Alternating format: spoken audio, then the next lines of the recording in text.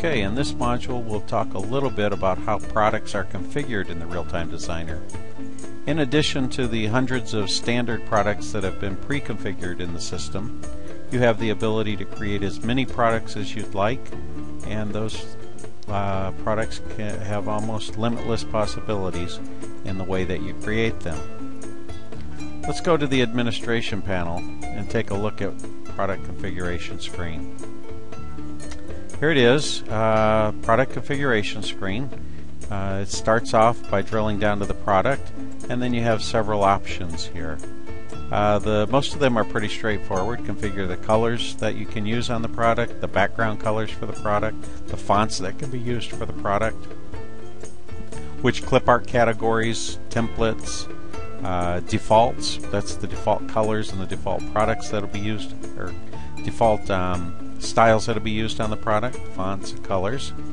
The generator, this is the screen where you would configure what tools you want to use, what drawing tools you want to use for that product. So if that product you don't want to use the blur effect, you could disable that here on for text.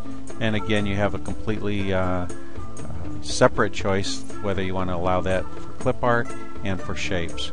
Fully customizable.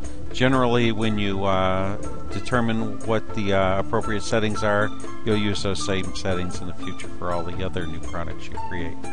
The most important part of this product configuration is the sizes. Let's go in here and take a little look at the how you configure a size. Now we have range sizes and fixed sizes in the system. Range sizes is for something like a banner. You can make a banner any size you want. You can make it a foot by a foot. You can make it 5 foot by 20 foot. So you can, by just setting the lower and upper limits of the sizes, you can configure a wider range of choices for your users rather than going through and selecting every single size combination there is. You're just setting the minimum, the maximums, and what kind of increment, 1 inch, 6 inches, 1 foot, whatever that might be. Fixed sizes is for a product similar to a real estate sign. For instance, may be available in 12 by 18 and 18 by 24. You have any number of fixed sizes that you want, but each fixed size has to be defined individually. For this retractable banner stand that we're looking at here, the size is fixed at 47 by 78. Let's take a look at that screen. Okay, you simply put in the width, the height, and then this number here is pretty consistent. You don't really change it. This is the number of pixels that the design screen is going to contain. We go back here and take a look at this.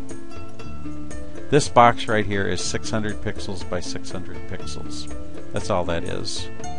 So you can tell that if you want your designer to be bigger, you want it to be smaller, that's fully customizable. So for instance, if monitors increase to 4,000 pixels wide in the future, you know, huge monitors become the norm, the RealTimeDesigner is already equipped for that. You just go in and change those numbers, make that design screen as big as you'd like. Here you put in your product number and your product weight. The weight is used in the shipping calculation so that your live shipping quotes are accurate based on the weight of the product. Pretty straightforward system. One other thing I can show you here, for this particular product, because we're drawing it, it's not on a simple square, you actually have a picture of the product.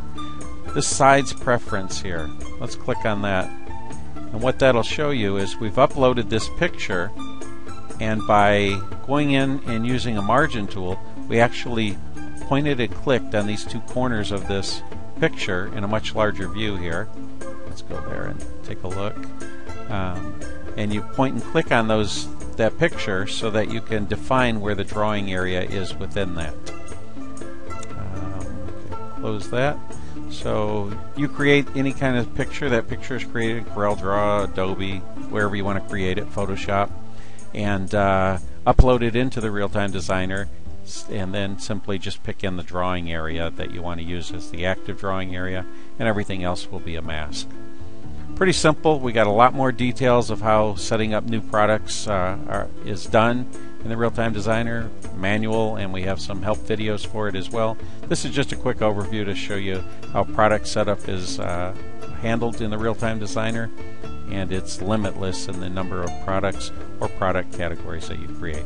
Thanks, we'll talk to you soon. Check out the other videos, you can learn more about the RealTime Designer.